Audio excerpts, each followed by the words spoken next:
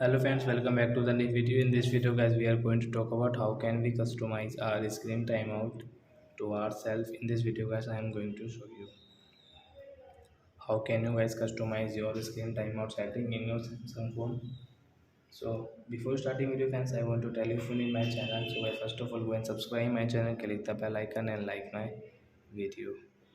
So then first of all open your phone setting to customize your screen timeout. Then guys click on your display setting and guys scroll and guys you can see your screen timeout. So you can customize yourself guys which screen timeout guys you think guys you want to set. So guys you can customize yourself. So as example for guys we will take this 2 minute.